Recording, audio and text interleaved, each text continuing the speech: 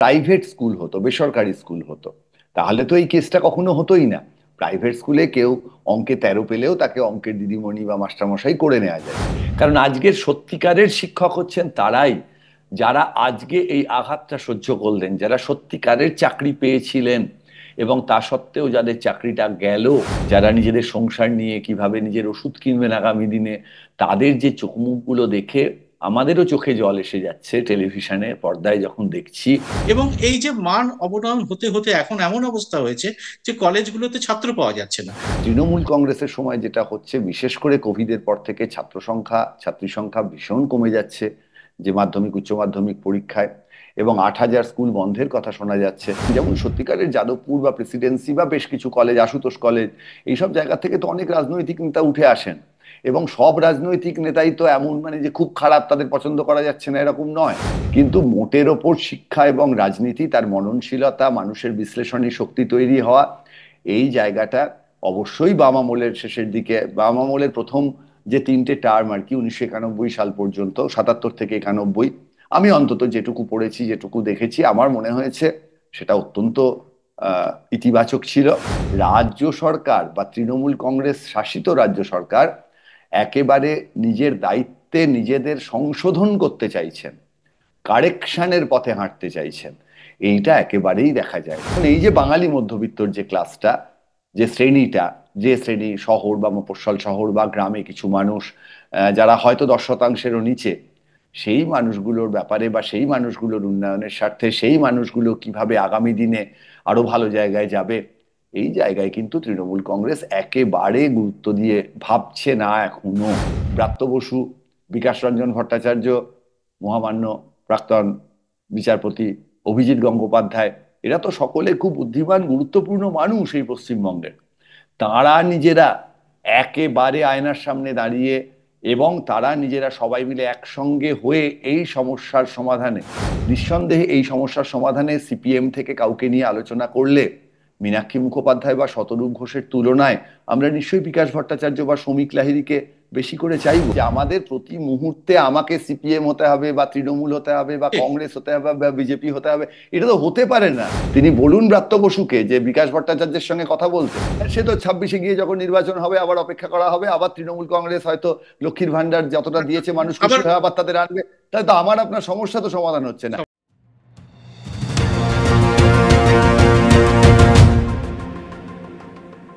নমস্কার সবাইকে, এই খোলা আড্ডা অনুষ্ঠানে স্বাগত। আমি সুব্রত বসু। শিক্ষার ক্ষেত্রে নিয়োগ দুর্নীতি একটা বড়সড় প্রভাব ফেলেছে এবং সর্বত্র রাজ্য জুড়ে আজকে এটাই কিন্তু এখন সব থেকে বড় আলোচিত বিষয়। এর মধ্যে আমরা এ নিয়ে দুটো পর্ব করেছি, কিন্তু শিক্ষা ক্ষেত্রে একদম শিক্ষা জগতের যারা মানুষ তারা বিষয়টিকে কিভাবে দেখছেন এইটা বোঝার জন্য আজকে আমাদের সঙ্গে রয়েছেন শুভময় মৈত্র।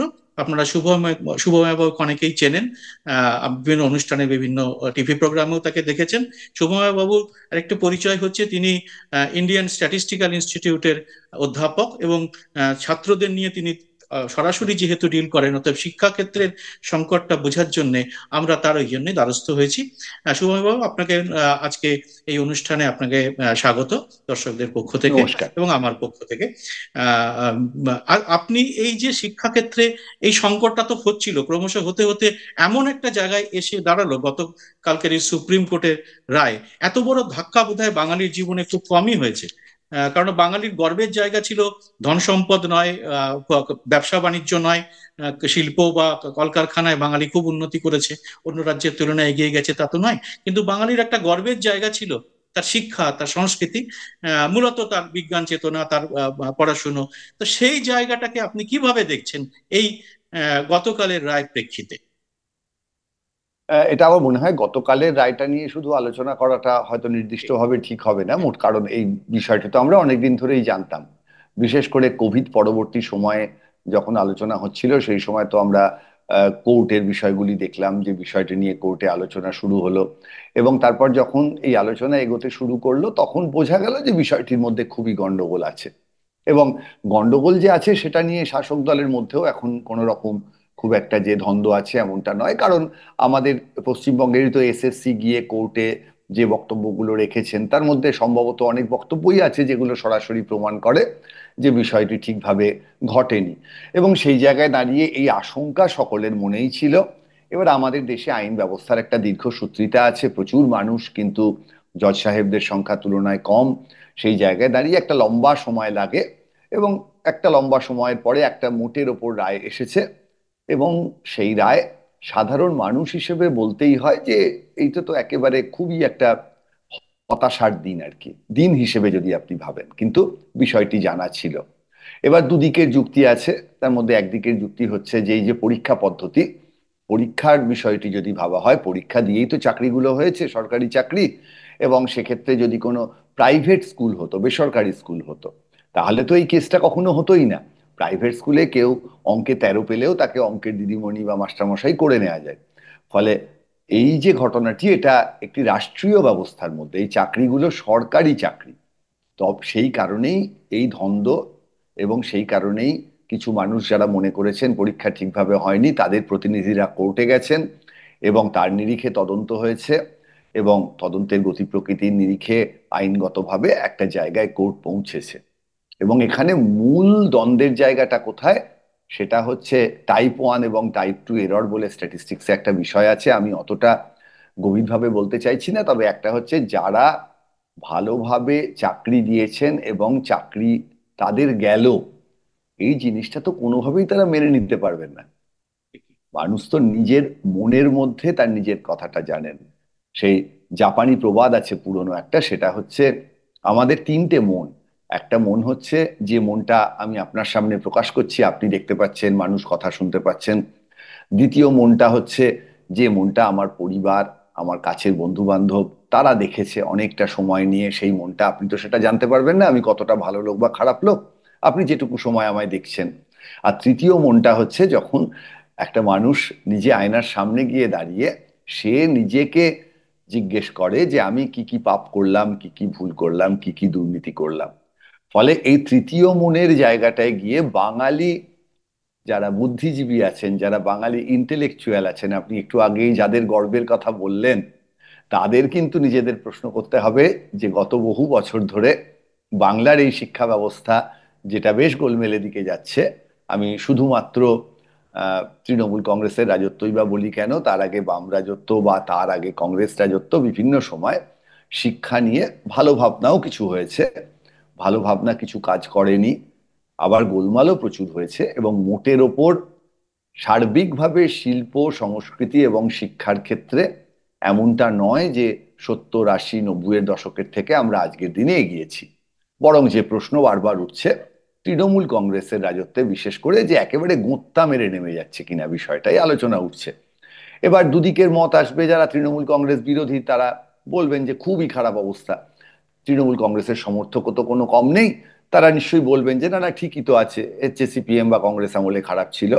কিন্তু মূল বিষয়টা হলো, যখন এই পরীক্ষাটির ক্ষেত্রে আমরা ফিরে আসব, তখন যারা সত্যিকারের ভালো পরীক্ষা দিয়েছিলেন, যারা কোনো গোলমাল করেননি, তাদেরকে আমরা খুঁজে বার করব কিভাবে? এই বার করার জায়গায় প্রতিটি পদে যে বিজ্ঞান ভিত্তিক উপায়ে বার করার সুযোগগুলো ছিল, শোনা যাচ্ছে যে কখনো কিছু খুঁজে পাওয়া যাচ্ছে না, কিছু পুড়িয়ে দেওয়া হয়েছে, কিছু ডেটা কম্পিউটার থেকে উড়ে গেছে। অর্থাৎ সত্য সন্ধানের যে বৈজ্ঞানিক পথগুলো ছিল, যেগুলোর ওপর নির্ভর করে আমাদের দেশের ন্যায়ালয়, সে হাইকোর্টই হোক বা সুপ্রিম কোর্টই হোক বা লোয়ার কোর্টই হোক, সেইখানে মহামান্য বিচারপতিরা যেটা দেখে বিচার করেন সেটা কিন্তু বিজ্ঞান ভিত্তিক।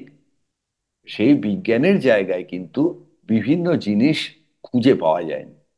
অর্থাৎ এই খুঁজে যদি না পাওয়া যায়, তখন তো কোর্ট কিভাবে সিদ্ধান্তে আসবে?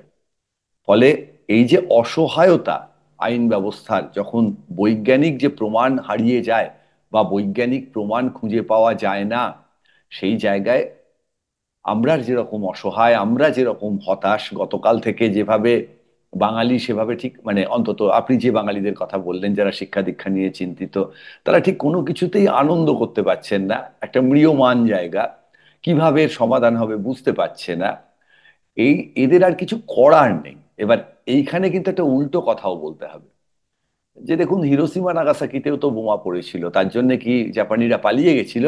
একটু আগে জাপানি প্রবাদ বলছিলাম, ঠিক একই রকম, জাপানিরা পালিয়ে যায়নি। ফলে আমি বিশ্বাস রাখি যে আজকে অনেক হতাশার কথা আসছে, অনেক খারাপ ভাবনা আসছে মনে, যাদের এরকম ভাবে চাকরি গেল সমাজের চোখে। ফলে একটা মূল বার্তা কিন্তু আমাদের সামনে রাখতে হবে, সেটা হচ্ছে যারা নিজেরা জানেন, যারা সৎ, তাদের যদি বাইরের থেকে কেউ এসে বলেও যে তুমি এইভাবে কিভাবে চাকরি পেয়েছিলে, তাদের মনের দিক থেকে শক্ত থাকাটা আজকে সবচেয়ে জরুরি। কারণ আজকের সত্যিকারের শিক্ষক হচ্ছেন তারাই যারা আজকে এই আঘাতটা সহ্য করলেন, যারা সত্যিকারের চাকরি পেয়েছিলেন এবং তা সত্ত্বেও যাদের চাকরিটা গেল। আমাদের সমাজ যদি আগামী দিনে উঠে দাঁড়ায়, আগামী দিনে যদি শিক্ষার কোনো মূল্য এই পশ্চিমবঙ্গে থাকে, তাহলে কিন্তু সেই মানুষগুলি আমাদের পথ দেখাবেন। যারা নিজেদের সংসার নিয়ে কিভাবে নিজের ওষুধ কিনবেন আগামী দিনে, তাদের যে চোখ মুখগুলো দেখে আমাদেরও চোখে জল এসে যাচ্ছে টেলিভিশনের পর্দায় যখন দেখছি। আমাদেরই বাড়ির কাছের কারুর যখন এই ঘটনা ঘটেছে, তখন কিন্তু তাদের মাথায় রাখতে হবে যে তারা আগামী দিনের আমাদের পথ প্রদর্শক হবেন। এই যে 26,000-এর মধ্যে 16,000-ই হন, 18,000-ই হন, যে মানুষগুলো সত্যিকারের পরীক্ষা দিয়ে চাকরি পেয়েছিলেন, এই মানুষগুলোই একমাত্র আমাদের শক্তি। এই মানুষগুলো যদি কোনোভাবে আজকে হার মেনে নেন, এই মানুষগুলো যদি সমাজের সামনে না আসতে পারেন, সেক্ষেত্রে কিন্তু আগামী দিনে আমরা আরো খারাপ জায়গায় যাব। সুতরাং আজকে আমাদের সবার লড়াই এই মানুষগুলোর সঙ্গে, যে মানুষগুলো সত্যিকারের পরীক্ষা দিয়ে চাকরি পেয়েছিলেন এবং যাদের চাকরিটা আজ থাকলো না, তারা যেন কোনোভাবে ভয় পেয়ে না যান, তারা যেন কোনোভাবে হতাশ না হন। ঠিক যেভাবে হিরোশিমা নাগাসাকির যে মানুষগুলো বেঁচে ছিলেন, তারা যেভাবে একটা দেশকে যে জায়গায় পৌঁছে নিয়ে গেছেন, এই 18,000 মানুষ, এরাই কিন্তু আমাদের একমাত্র আশা, যারা এই সময় সোজাসুজি সামনে এসে দাঁড়াবেন। এবং আমরা সত্যিই জানি না সমাধানের পথ কি, কিন্তু তাদের সোজা থাকা, তাদের প্রতিটি কথা, তাদের দেখে যেন আমাদের চোখে আর জল না আসে, আমরা যেন নিজেদেরকে কঠিন রেখে তাদের পাশে দাঁড়িয়ে নতুন দিনের একটা শিক্ষা ব্যবস্থার রাস্তা দেখতে পাই। আমি আপনার কাছে যে প্রশ্নটাতে খুব গুরুত্বপূর্ণ যে প্রশ্নটা আমার কাছে মনে হয়েছে সেটা হচ্ছে যে এই রায়ের প্রেক্ষিতে আমরা যদি একবার সমস্ত শিক্ষা ব্যবস্থাটাকে একটুখানি খতিয়ে দেখি, যেটার মধ্যে আপনি যুক্ত, আপনি আহ, সেই ছাত্রদের নিয়ে ডিল করেন, আপনার আপনার কাছে প্রচুর ছাত্র আসে যারা বিভিন্ন হয়তো মফস্বল গ্রামগঞ্জে বিভিন্ন ভালো ভালো স্কুল থেকে, সরকার সরকার পোষিত বা সরকারি স্কুল থেকে, তাদের যে এই যে আজকে এই যে এখনকার যে শিক্ষা ব্যবস্থাটার মধ্যে আমরা দেখতে পাচ্ছি, সেইটার কতটা অবনমন বাঙালির জীবনে আপনি দেখতে পাচ্ছেন? দেখুন, স্কুল তো আমাদের আপনাদের সময় থেকে শুরু করে স্কুলে যে মাস্টারমশাইরা পড়ান, এই জায়গাটি তো আমাদের পশ্চিমবঙ্গের বা আমাদের বাঙালিদের সবটুকু ছিল। আজকে আমরা মোটামুটি স্কুল থেকে বেরিয়ে আসার পর প্রায় 35-40 বছর হয়ে গেছে, কিন্তু দেখবেন আমাদের ছোটবেলার যখনই বন্ধু বান্ধবরা একসঙ্গে আড্ডায় বসি, যখনই আমরা কোনো স্মৃতিচারণ করি, তখন আমাদের মূল কথায় থাকে আমাদের স্কুলের কথা, স্কুলের কথা, ক্লাসের সেই শিক্ষকদের কথা, ঠিকই বলেছেন। বেঞ্চিটার কথা। সেইখানে হুম। যতটা যেমন আলোচনায় থাকে কার টিফিন চুরি করে আমরা কখন খেয়ে নিয়েছিলাম, একই রকম আলোচনায় থাকে কোন মাস্টারমশাইয়ের ক্লাসে বাইরে কান ধরে দাঁড়িয়েছিলাম। কিছু মাস্টারমশাই বেশি প্রিয় হন, কিছু মাস্টারমশাই কম প্রিয় হন, কিন্তু আজকেও এই যে 18-20 হাজার সত্যিকারের শিক্ষক, তারা তো পড়াচ্ছিলেন ছাত্রদের, তারা এই যে বাচ্চাগুলোর সঙ্গে মিলেমিশে আমি একটু গেছিলেন। অন্যদিকে যদি ধরুন, আমি যদি এভাবে বলি যে আমরা যে সময় পড়েছি সেই সময় স্কুলগুলোতে ল্যাবরেটরি একটা পদস্থ জায়গায় ছিল, মানে বলার মতো জায়গায় ছিল। সেখানে আমরা কেমিস্ট্রি বা ফিজিক্স আমরা দেখতাম যে তাদের সেখানে একজন অ্যাটেন্ডেন্ট আছেন, শিক্ষকরা সেখানে পড়াতে পারছেন।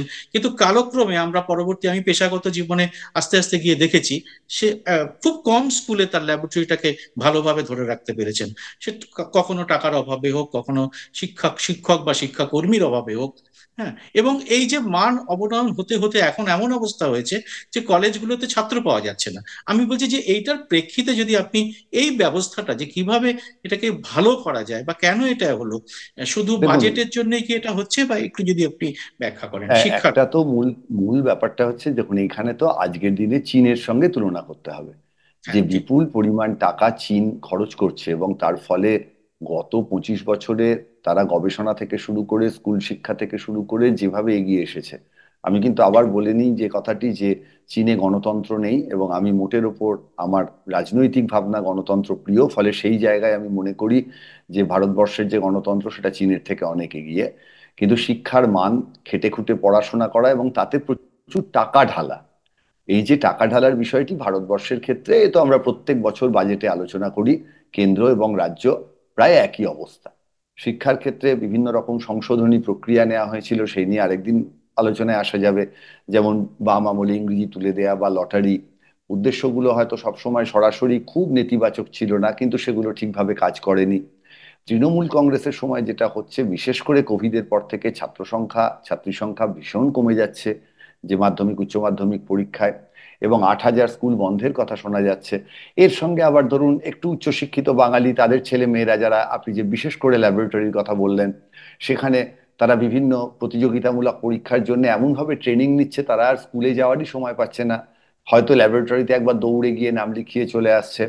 সুতরাং এই যে বহুমাত্রিক সামাজিক একটা সমস্যা, এই সমস্যাটুকুর জন্য কিন্তু একেবারে যে শুধু তৃণমূল কংগ্রেসই আমাদের শিক্ষাগত কয়েক বছরে ধ্বংস করে দিল এমনটা নয়, এটা একটা বড় ধারাবাহিকতার বিষয় আছে। বিশেষ করে তৃণমূল কংগ্রেস কতটা শিক্ষা নিয়ে উৎসাহী, কতটা শিক্ষা গ্রামেগঞ্জে পৌঁছে দিতে উৎসাহী, কিভাবে শিক্ষা ব্যবস্থাটাকে ভালো রাখা যায় তারা কতটা উৎসাহী, এই নিয়ে প্রচুর প্রশ্ন কিন্তু অবশ্যই উঠবে। এবং বিভিন্ন সময় তাদের ভাবনা চিন্তা যে খুব স্বচ্ছ, তারা যে চাইছেন সঠিকভাবে স্কুল কলেজ বিশ্ববিদ্যালয় চালাতে, এমনটা যে তারা খুব কিছু ধারাবাহিকতা বজায় রাখছেন বা খুব প্রমাণ বা উদাহরণ সামনে রাখছেন, এমনটা নয়। কলেজের ক্ষেত্রে যেমন রাজনৈতিক যে জায়গাগুলো, ভাবনার জায়গাগুলো, অর্থাৎ কলেজ ইউনিয়নের নির্বাচন টির্বাচন, তার মাধ্যমেই তো কলেজ থেকে একটা রাজনীতি সচেতনতা, সেখান থেকে একজন কতটা পড়াশোনা করবেন, যেমন সত্যিকারের যাদবপুর বা প্রেসিডেন্সি বা বেশ কিছু কলেজ, আশুতোষ কলেজ, এইসব জায়গা থেকে তো অনেক রাজনৈতিক নেতা উঠে আসেন। এবং সব রাজনৈতিক নেতাই তো এমন মানে যে খুব খারাপ, তাদের পছন্দ করা যাচ্ছে না, এরকম নয়। এবার সেই জায়গায় এখন সেটা কোনো নির্বাচনের বিষয় নেই, একটা কলেজে কোনো একটা ইউনিয়নের একজন দাদা বা নেতা, এই ব্যাপারটি হয়ে গেল। অর্থাৎ শিক্ষিত, বুদ্ধিজীবী, ইন্টেলেকচুয়াল বা আপনি যাই বলুন, যে মোটামুটি মধ্যবিত্ত বাঙালি, তাদের মধ্যে থেকে নেতা তৈরি হওয়ার যে বিষয়টা ছিল, তার মানে এমন নয় কিন্তু সমাজের পিছিয়ে থাকা অংশ থেকে কেউ নেতা হবেন না। সেখান থেকেও কৃষক, শ্রমিক, একেবারে পিছিয়ে পড়া মানুষ, তারাও কিন্তু নেতৃত্ব দিতে পারেন। এর উদাহরণ সারা পৃথিবীতে আছে, ভারতবর্ষে আছে, পশ্চিমবঙ্গে আছে। কিন্তু মোটের ওপর শিক্ষা এবং রাজনীতি, তার মননশীলতা, মানুষের বিশ্লেষণী শক্তি তৈরি হওয়া, এই জায়গাটা অবশ্যই বাম আমলের শেষের দিকে, বাম আমলের প্রথম যে 3টে টার্ম আর কি, 1991 সাল পর্যন্ত, 77 থেকে 91, আমি অন্তত যেটুকু পড়েছি, যেটুকু দেখেছি, আমার মনে হয়েছে সেটা অত্যন্ত ইতিবাচক ছিল। 91 থেকে একদিকে বিলগ্নীকরণের ধাক্কা, অন্যদিকে ক্রমাগত ক্ষমতায় থেকে যাওয়ার ধাক্কা, সব মিলিয়ে যে বামফ্রন্ট, মানে একবারে ওই সেই যে আমরা যেটাকে বলি বামফ্রন্ট, বিজেপি, তৃণমূল, কংগ্রেস সব এক আর কি, সেই জায়গা থেকে আলটিমেটলি যখন বামফ্রন্ট চলে গিয়ে তৃণমূলের হাতে দিয়ে গেল, তখন এমন একটা পরিস্থিতিতে দিয়ে গেল যে তৃণমূলের মতন নেতৃত্বই আমাদের সামনে থাকবে, আর খুব একটা অপশন থাকবে না, এই অবস্থাতে তারা তো এনে দিয়ে গেলেন। এবং যেটুকু আশা তৃণমূল কংগ্রেসের ওপর ছিল, কয়েকটি কাজ তারা করেছেন, যেমন লক্ষ্মীর ভান্ডার তো করেছেন, নিম্নবিত্ত মানুষের হাতে টাকা পৌঁছে দিচ্ছেন, এটা তো অস্বীকার করার জায়গা নেই, বামফ্রন্ট তো করতে পারেনি এটা। কিন্তু একই রকম ভাবে মধ্যবিত্ত বাঙালি, তাদের শিক্ষা দীক্ষা বা পশ্চিমবঙ্গের শিল্পোন্নয়ন, এই জায়গাগুলোতে তৃণমূলের যে সীমাবদ্ধতা, সেই সীমাবদ্ধতা আমার মনে হয় বামপন্থীদের বা বামফ্রন্ট সরকারের শেষের দিকের চেয়েও আরো খারাপ। এবং তার একটা ফলশ্রুতি এই যে চাকরি সংক্রান্ত যে বিষয়টি, 2016-এ এই সমস্ত কীর্তিকলাপ হয়েছে, তারা নিজেদের দলের মধ্যে নিশ্চয়ই জানতেন, কেউ জানতেন না তো হতে পারে না। আমরা যারা পাবলিক ডোমেইনে জানতে পেরেছি, 21 সাল থেকে ক্রমাগত চলছে। রাজ্য সরকার বা তৃণমূল কংগ্রেস শাসিত রাজ্য সরকার একেবারে নিজের দায়িত্বে নিজেদের সংশোধন করতে চাইছেন, কারেকশনের পথে হাঁটতে চাইছেন, এইটা একেবারেই দেখা যায়নি। তার কারণ হচ্ছে তারা নির্বাচনের জয়টা নির্দিষ্ট করে ফেলছেন নিম্নবিত্ত মানুষের কাছে পৌঁছে গিয়ে। লক্ষ্মীর ভান্ডার, স্বাস্থ্যসাথী, তারা যে মানুষের কাছে পৌঁছচ্ছেন না এমন নয়।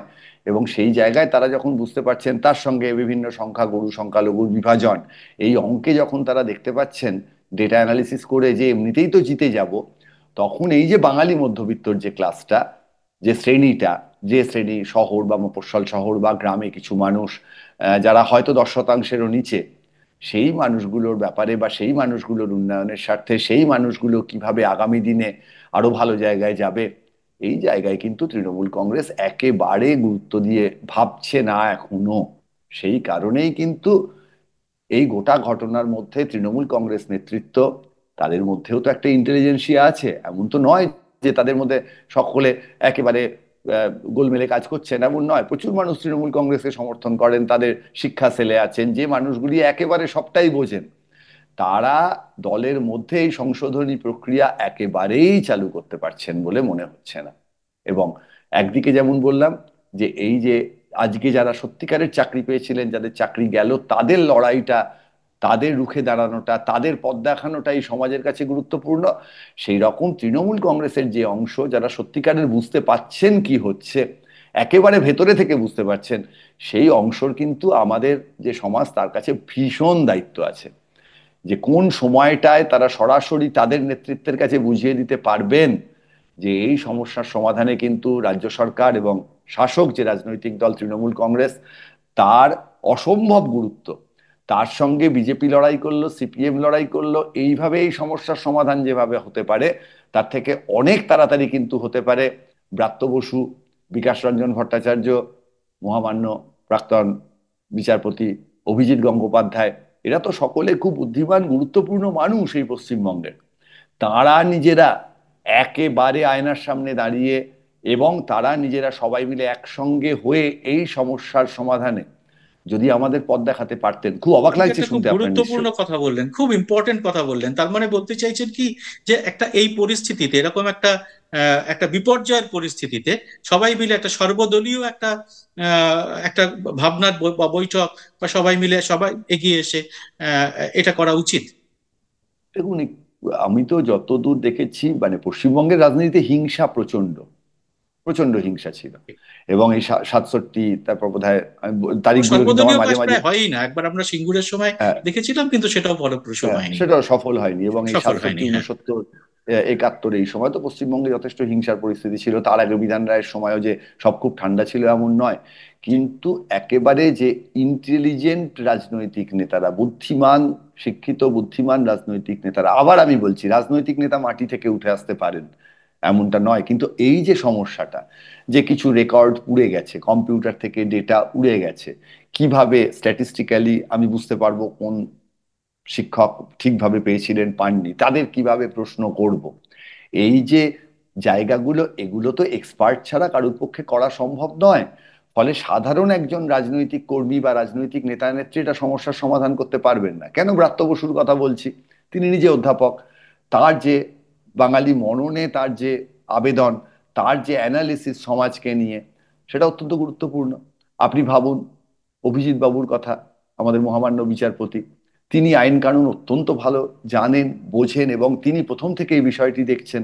আজকে তো তিনি রাজনীতিতে, ফলে তিনি তো অংশগ্রহণ করতেই পারেন সবাই যদি তাকে ডাকে।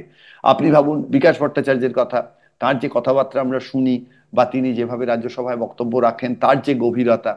আপনি ভাবতে পারেন বিজেপির শ্রমিক ভট্টাচার্য মহাশয় রাজ্যসভায় আছেন। এইরকম তো আমাদের এখানে যারা রাজনৈতিক নেতা এবং বুদ্ধিজীবী, যারা এগুলো অংশগ্রহণ করতে পারেন, সুকান্ত বাবু বিজেপির নেতা, তার কেন্দ্রীয় সরকারের সঙ্গে যোগাযোগ আছে। অর্থাৎ নিশ্চয়ই পথে নেমে লড়াই করার কিছু রাজনৈতিক নেতা আছেন যাদের আমাদের ভালোও লাগে। এমনটা নয় যে পথে নেমে যারা সামনে স্লোগান দিয়ে একটা রাজনীতি করেন তাদের রাজনীতিতে কোনো প্রয়োজন নেই, অবশ্য প্রয়োজন আছে। কিন্তু আজকের যে সমস্যাটা, এই সমস্যাটা তো যারা মাঠে ময়দানে রাজনীতি করেন, আজকে নিঃসন্দেহে এই সমস্যার সমাধানে সিপিএম থেকে কাউকে নিয়ে আলোচনা করলে মীনাক্ষী মুখোপাধ্যায় বা শতরূপ ঘোষের তুলনায় আমরা নিশ্চয়ই বিকাশ ভট্টাচার্য বা শ্রমিক লাহিড়ীকে বেশি করে চাইবো যে তারা এই জায়গাটায় আসুন। তাদের যে জ্ঞানের গভীরতা আছে, তারা যেভাবে রাজনীতি দেখেছেন, ঠিক এই ধরনের কথাই বলছি। অর্থাৎ এর মাধ্যমে কিন্তু কোনো রাজনৈতিক নেতাকে নিচু করা নয়, কিন্তু সর্বদলীয় একটা রাজনৈতিক ভাবনা, যেখানে যারা বিষয়গুলো জানেন, যারা অধ্যাপক, যারা স্কুলের শিক্ষক, এরকম অনেক রাজনৈতিক নেতা আছেন। আজকে তো কংগ্রেসের প্রচুর বড় বড় নেতা দিল্লির, তাদের আমরা দেখি তারা তৃণমূল কংগ্রেসের পক্ষে কোর্টে গিয়ে দাঁড়িয়ে যান।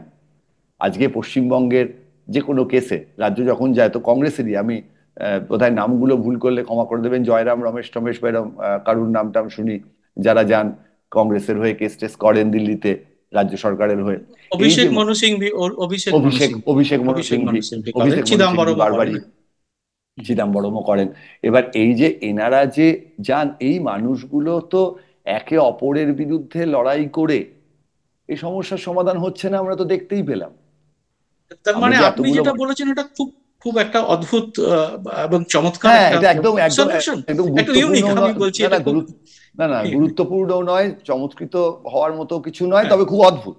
খুব খুবই অদ্ভুত, অদ্ভুত, কারণ এটা ঠিকই আমাদের যে আমাদের না, এই কিন্তু অদ্ভুত একটা ব্যাপারটা একটা জিনিস আছে যে সাধারণ মানুষ, যে যে মানুষের কথা বললেন, যারা তাদের বাচ্চাদের ওই স্কুলগুলোতে পাঠায়, সরকার পোষিত স্কুলগুলো ছাড়া, যাদের কাছে আর কোনো বিকল্প নেই, সেই ঠিক। রকম মানুষগুলো যদি মনে করেন যে এনাফ ইজ এনাফ, তোমরা যা করেছো, না রাজনীতি না, যা এনাফ করেছো, is enough, enough is enough কি এবার আপনি এবার মনে তোমরা, করছেন না? না না, হুম, এনাফ ইজ এনাফ কি আপনি মনে করছেন না? সবাই মনে এনাফ করছি ইজ আমরা। এনাফ আমি আমি আমি মনে একদম, করছি আপনি না, তা মনে করছেন, এনাফ ইজ আমি এনাফ। মনে করছি, রাজ্যবাসী মনে আমার করছে। আমি তো সেটাই বলছি যে আমাদের প্রতি মুহূর্তে আমাকে সিপিএম হতে হবে বা তৃণমূল হতে হবে বা ঠিক, কংগ্রেস হতে হবে বা বিজেপি হতে হবে, এটা তো হতে পারে না। আমাদের সবাইকে তো রাজনীতিক একটা দল করতে হবে, এই বাধ্যবাধকতা কেউ দেয়নি। ঠিক, আমার সময়ে সময়ে আমার যাকে ইচ্ছা করে আমি তাকে সমর্থন করব। কিন্তু একই সঙ্গে চারটে রাজনৈতিক দলে আমার ভালো লাগা চারটে লোক তো থাকতে পারে। থাকতে পারে। আমি তো এবার তারা তো সবাই জানে এনাফ ইজ এনাফ। একমাত্র যে নেতাগুলো বা যে দলের মানুষগুলো তাদের দলের প্রতি অঙ্গীকারবদ্ধ, তারা নিশ্চয়ই তার দলের বিরুদ্ধে বাইরে বলবেন না, খুব স্বাভাবিক। আজকে মমতা বন্দ্যোপাধ্যায় নিশ্চয়ই তৃণমূল কংগ্রেসের বিরুদ্ধে বলবেন না, মোহাম্মদ সেলিম নিশ্চয়ই সিপিএম এর বিরুদ্ধে বলবেন না, এ তো জানি। দিলীপ ঘোষ কি এখন বিজেপির বিরুদ্ধে বলবেন নাকি? আজকে রাহুল গান্ধী হঠাৎ কংগ্রেসের বিরুদ্ধে পতাকা হাতে মিছিলে নামবেন নাকি? কিন্তু এদের বাদ দিয়েও আমাদের যে মানুষগুলি আছে তারা একসঙ্গে এবং স্বচ্ছভাবে, স্বচ্ছভাবে একেবারে মানুষের সামনে, যারা বুদ্ধিমান মানুষ আছেন, যারা এর সঙ্গে যুক্ত, তারা কেন বসবেন না? রাজ্য সংকটের মুখে ইন্দিরা গান্ধী সম্ভবত বা আমি জানি না জওহরলাল নেহেরু কিনা, আমার এগুলো খুব গুলিয়ে যায় ভুল করলে, বাজপেয়ীকে বক্তব্য রাখতে পাঠালেন রাষ্ট্রসংঘে। ইন্দিরা গান্ধী এই তো পাঠিয়েছিলেন। ইন্দিরা গান্ধী পাঠিয়েছিলেন। বিধান রায়ের সঙ্গে জ্যোতি বসুর কি সবসময় বাক্যালাপ বন্ধ থাকতো নাকি? আজকে আমরা বিভিন্ন অনুষ্ঠানে বড় বড় নেতাদের দেখি যে কোথাও একটা শিল্প সংস্কৃতির অনুষ্ঠান হচ্ছে বা কোথাও একটা খাওয়া দাওয়ার প্রোগ্রাম হচ্ছে, বিয়ে বাড়ি হচ্ছে, তারা একসঙ্গে গিয়ে হাসি মুখে ছবি তুলছেন। দোষের তো কিছু নেই। তাহলে তারা আনন্দের সময় যদি ছবি তুলতে পারেন, তাহলে আজকে পশ্চিমবঙ্গের বিপদের দিনে তৃণমূল কংগ্রেস একা সামলাতে পারছে না, এটা নিয়ে তো কোনো সন্দেহ নেই, একেবারে আর সেটা পরিষ্কার। তো রাজ্য সেটা তো সরকার বিরোধীদের কাছে খুব, এটা বিরোধীদের কাছে একটা অস্ত্র, যে তুমি সামলাতে পারছো না, তাহলে আবার আমাকে এই ছেড়ে দাও। অস্ত্র, তাহলে তারা কেন সে এটাতে দেখুন, যাবে? হ্যাঁ, সে তো 26-এ গিয়ে যখন নির্বাচন হবে আবার অপেক্ষা করা হবে, আবার তৃণমূল কংগ্রেস হয়তো লক্ষ্মীর ভান্ডার যতটা দিয়েছে মানুষ খুশি আবার হয়ে আবার তাদের আনবে। তাহলে তো আমার আপনার সমস্যা তো সমাধান হচ্ছে না। সমাধান হবে আমার না। আপনার একটা ভোটে তৃণমূল কংগ্রেসের তো সরকার পড়ে যাবে না। আমি একটা ভোট দিলাম তৃণমূলের বিরুদ্ধে, আপনি একটা দিলেন, দুটো ভোট, বাকি 98টা ভোট তৃণমূল কংগ্রেস পেলো, তারা 294টা আসনও পেতে পারে। ফলে আপনি আমি কি চাইছি? আমাদের নিজেদের বাঁচাতে চাইছি তো। আমরা চাইছি আমাদের যে বাঙালি মধ্যবিত্ত সমাজ, এটা তো সত্যি যে আমরা লক্ষ্মীর ভান্ডার নিয়ে সংসার চলে এরম লোক আমরা নই। এই এই মিথ্যে কথাটা বলে তো লাভ নেই, আমাদের তো লক্ষ্মীর ভান্ডার লাগে না। ফলে আমাদের যাদের লক্ষ্মীর ভান্ডার লাগে না, তাদের যে চাহিদাগুলো, সেগুলো তো সরকারের কাছে যাবে। আমরাও আমরা এক সমাজের একটা অংশে আছি, আমাদেরও দোষ আছে, আমাদেরও গুণ আছে, কিন্তু আমাদেরও তো সমাজের কাছে চাহিদা আছে। আজকে কি আমাদের কেন্দ্রের সরকার আম্বানি, আদানি, টাটা, বিড়লা এদের কথা ভাবে না কখনো? তাদের কি বলে তোমরা বড় লোক, তোমাদের কথা ভাববোই না? এটা তো হতে পারে না। ফলে মধ্যবিত্ত যে মানুষ, এবং আমরা তো অনেক ক্ষেত্রেই সচ্ছল মধ্যবিত্ত থেকে নিম্নবিত্তের দিকে আস্তে আস্তে চলে যাচ্ছি বিভিন্ন কারণে, একটা শ্রেণী হিসেবে আমরাই তো বিপদে। আজকে শিক্ষক যারা হয়েছিলেন, তাদের মধ্যেও যারা এসছেন পড়াশোনা করে, তাদের হয়তো অর্থে নিম্নবিত্ত তারা হতে পারেন, তারা মনে তো মধ্যবিত্ত হয়েছেন। তারা আস্তে আস্তে তো একটা স্বপ্ন দেখেছেন সমাজের মধ্যবিত্ত অংশে যাওয়ার জন্য, তারা তো চাকরি পেয়ে মধ্যবিত্ত হয়েছেন। তাহলে আমাদের এই দাবিটা, আমাদের কাছে বক্তব্য হচ্ছে সিপিএম বা বিজেপি আগামী দিনে ক্ষমতায় আসবে কিনা, তারা তৃণমূলের সঙ্গে লড়াই করবে কিনা, এসব বুঝে গেছি আমরা। তারা তাদের মতো লড়াই করুন, আমাদের তো কোনো আপত্তি নেই। গণতান্ত্রিক ব্যবস্থা, আমি তো বললাম চীনের চেয়ে ভারতবর্ষকে আমরা অনেক বেশি পছন্দ করি। কিন্তু প্রশ্ন হচ্ছে তৃণমূল কংগ্রেস রাজ্য সরকার সামলাতে পারছে না, একেবারে পরিষ্কার চোখের সামনে। বিজেপি কেন্দ্রের সরকারে, সিবিআই বা এই ধরনের কেন্দ্রীয় সংস্থাগুলো, সেই কেন্দ্রীয় সংস্থাগুলো আমরা খুব একটা দেখতে পাচ্ছি না এই সমস্যার সমাধানে সাহায্য করতে পারছেন। সিপিআইএম, তাদের দল থেকে বিভিন্ন কেস করা হচ্ছে, ভালো ভালো লোকজন করছেন, তাদের সব যুক্তি যে ভুল এমন তো নয়, কিন্তু তারা কেস করছেন, সেই কেসও চলছে। বিকাশ ভট্টাচার্যকে নিয়ে অনেক প্রশ্ন উঠছে, তো তৃণমূলের নেতারা বিকাশ ভট্টাচার্য কেন কেস করেছেন এই প্রশ্নও তুলে দিয়েছেন। আজকে কংগ্রেসের লোকজন আছে এখানে সেখানে, রাহুল গান্ধী, প্রিয়াঙ্কা গান্ধী পশ্চিমবঙ্গে পা রাখারই সুযোগ পান না। এত বড় কংগ্রেস দল মাঝে মাঝে স্পর্শকের মতো মালদা মুর্শিদাবাদ ছুঁয়ে সোজা আবার দিল্লি চলে যান। কলকাতার রাস্তায় এসে এই সমস্যার সমাধান করতে হবে, তৃণমূলের এই কংগ্রেসের অভিষেক মনু সিংভি আসবেন, আসুন না একসঙ্গে মিলে সবাই মিলে বসে সমস্যার সমাধান করি। এই জায়গাটা, এটা কি অসম্ভব নাকি? কিছু মানুষ, তারা সমাজে পরিচিত, রাজনৈতিক দলে পরিচিত, তাদের সাবজেক্ট ম্যাটারে ডোমেইন নলেজ আছে, আজকে এই বিপদের দিনে তারা একসঙ্গে বসবেন না?